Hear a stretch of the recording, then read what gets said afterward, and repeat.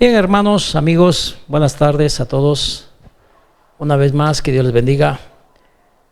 Queremos una vez más compartir con la ayuda de Dios acerca de la sabiduría de Dios. Un video más, una enseñanza más acerca de lo que hemos puesto por sobrenombre Efecto Gedeón. En esta ocasión le he puesto por su nombre Efecto Gedeón 2.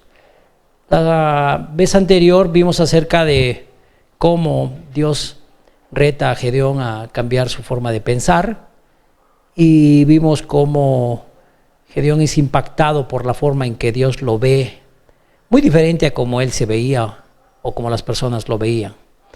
Esto fue lo que vimos en la ocasión anterior. Pero la historia de Gedeón no termina ahí. Como vimos la vez anterior, Dios tenía un propósito y un plan para la vida de Gedeón y de toda una nación, en este caso la nación de Israel. Porque así es, amigos y hermanos, el Dios del cielo, el creador de todas las cosas, es un Dios de planes, de propósitos y de objetivos. No hay nada en esta vida que Dios no haga con un propósito. Cualquier cosa que Dios haga siempre tiene un propósito, y un propósito grande. En el caso del joven Gedeón, no solamente era bendecirlo, sino bendecir a toda una nación. Y hoy continuamos con esta enseñanza de la sabiduría de Dios en las Sagradas Escrituras, y vamos a ver una porción más de la palabra del libro de Jueces, capítulo 6, del 24 en adelante. Me permito leer la escritura a la cual estamos haciendo referencia. Dice la escritura en el capítulo 6, verso 25. Aconteció que la misma noche le dijo el Señor: toma un toro del hato de tu padre, el segundo toro de 7 años, y derriba el altar de Baal que tu padre tiene, y corta también la imagen de acera que está junto a él. Y edifica altar al Señor tu Dios en la cumbre de este peñasco, en lugar conveniente, y tomando el segundo toro, sacrifícalo en holocausto con la madera de la imagen de acera que habrás cortado. Entonces Gedeón tomó 10 hombres de sus siervos e hizo como el Señor le dijo, mas temiendo hacerlo de día por la familia de su padre y por los hombres de la ciudad, lo hizo de noche. Por la mañana, cuando los de la ciudad se levantaron, he aquí el altar de Baal estaba derribado y cortada la imagen de acera que estaba junto a él, y el segundo toro había sido ofrecido en holocausto sobre el altar edificado. Y se dijeron unos a otros: ¿Quién ha hecho esto? Y buscando, inquiriendo, le dijeron: Gedeón, hijo de Joás, lo ha hecho. Entonces los hombres de la ciudad dijeron a Joás: saca a tu hijo para que muera, porque ha derribado el altar de Baal y ha cortado la imagen de acera que estaba junto a él. En este pasaje vemos que después de que el Señor se le aparece a Gedeón y reta su forma de pensar, ahora el Señor va más allá. Y ahora lo que va a retar el Señor es su fe. Yo quiero decirte, hermano, amigo,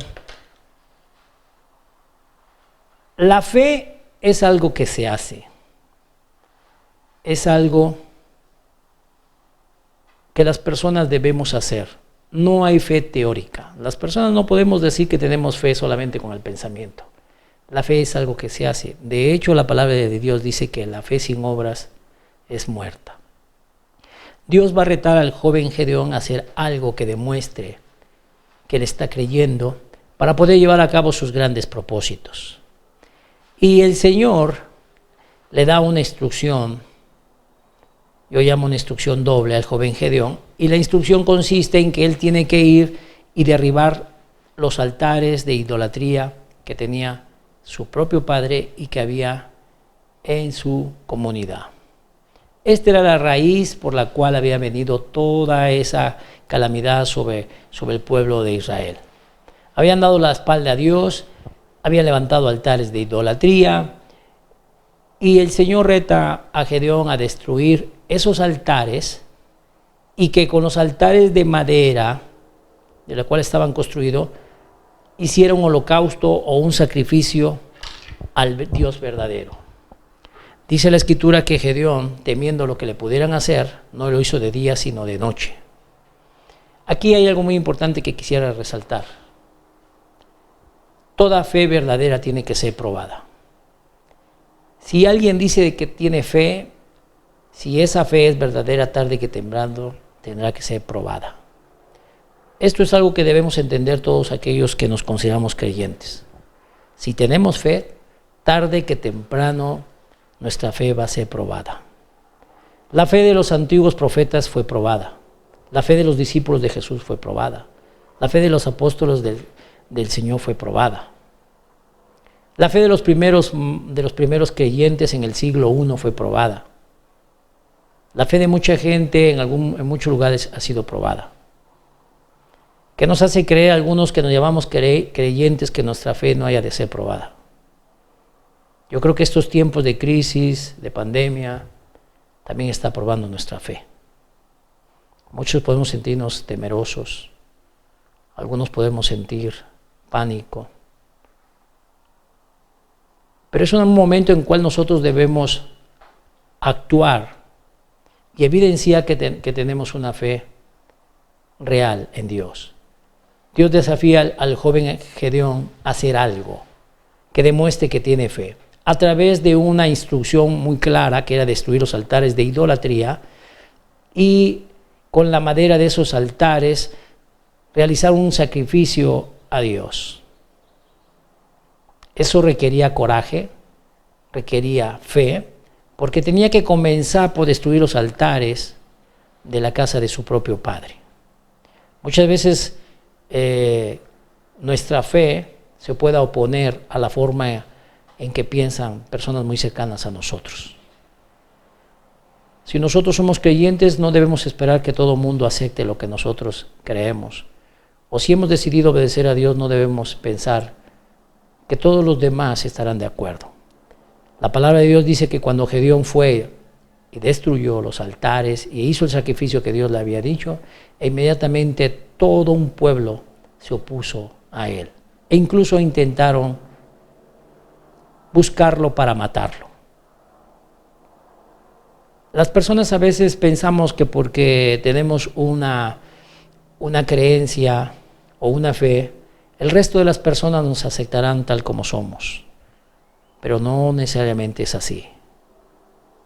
Si tú empiezas a seguir la instrucción de Dios, la sabiduría de Dios, la palabra de Dios, quizás se oponga a lo que mucha gente piensa, a la forma con que mucha persona actúa. Esto es algo que los creyentes debemos tener en cuenta. Primero, que la fe es algo que se hace. No es una fe teórica o de pensamiento. Las personas tenemos que hacer algo. En las Sagradas Escrituras encontramos muchos ejemplos de cómo cada vez que alguien quería un milagro o algo sobrenatural de parte de Dios, tenía que demostrar a través de un acto visible que su fe no solamente era un pensamiento o un deseo en su corazón, sino que a través de un acto demostraba que realmente estaba creyendo. Hay muchos ejemplos en las Sagradas Escrituras. Es el mismo caso de Gedeón que tiene que demostrar que cree haciendo lo que el Señor le pide. Y va y destruye los altares de su padre. No es bien visto por el pueblo, la comunidad, la provincia donde vivía. Yo no sé qué haya dicho el resto de sus familiares cuando destruyó los altares de idolatría. Lo cierto es que a partir de ese momento, Gedeón estaba en una gran diferencia con mucha gente. Es pues tremendo pensar que cuando uno se acerca a Dios, cuando uno se pone de acuerdo con Dios, parece ser que otros se pondrán en desacuerdo con nosotros. Porque no todos piensan como piensa Dios. Y la Escritura nos dice que después que Gedeón destruyó los altares de idolatría, después de que pasó la prueba, vino sobre Gedeón el Espíritu de Dios. Esto es muy importante resaltar porque me recuerda un pasaje en las Sagradas Escrituras que después de que Jesús fue bautizado y vino el Espíritu Santo sobre él y fue llevado al desierto para ser tentado, la Escritura dice que después de que pasó la prueba en el desierto de 40 días y 40 noches de ayuno y oración, dice la Escritura que cuando Jesús volvió del desierto, la palabra añade, y Jesús volvió del desierto en el poder del Espíritu Santo. ¿Qué significa esto?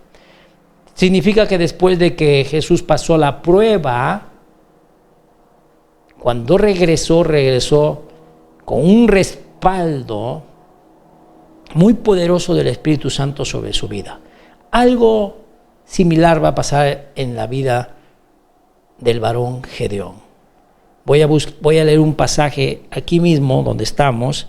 Dice la Escritura en el verso 34, después de que Gedeón destruyó los altares de idolatría de su padre y de los de la comunidad, y a pesar de que se echó encima a todo mundo por haber destruido esas idolatrías, observe lo que dice la Escritura en el verso 34 del capítulo 6 de Jueces.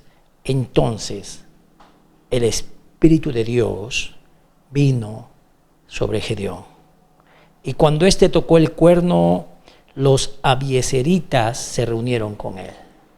Me llama la atención que no es sino hasta que Gedeón pasa la prueba, hasta que Gedeón ejecuta aquello que Dios le había instruido a hacer, que era destruir la idolatría, hasta que su fe es puesta en práctica y en acción. No es hasta después de eso que entonces la unción, el respaldo del Espíritu de Dios viene sobre Gedeón, lo unge y lo prepara para empezar a llevar a cabo la estrategia que Dios le iba a dar.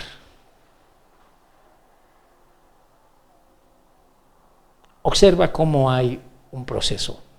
Primero Dios empieza a hablarle al joven Gedeón. Después lo desafía a que cambie su forma de pensar. Después lo desafía a que ponga por obra su fe y que pase una prueba.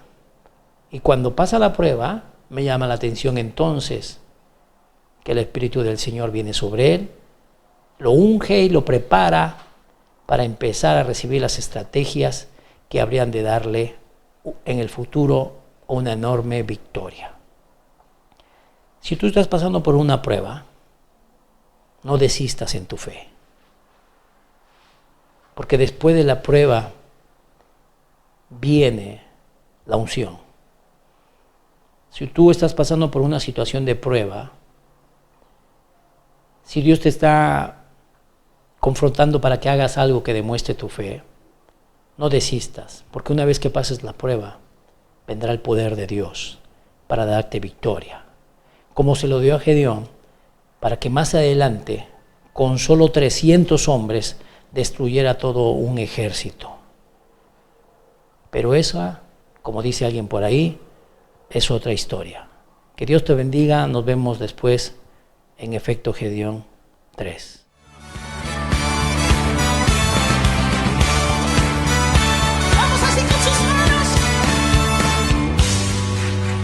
Sin obra es muerta. Y esta mañana queremos que tú cantes, que tú exaltes, que tú declares, no porque Él lo necesita, porque Él sigue siendo Dios, pero más que tú lo adoras, más que tú lo exaltes, Él aumenta en ti. Vamos así.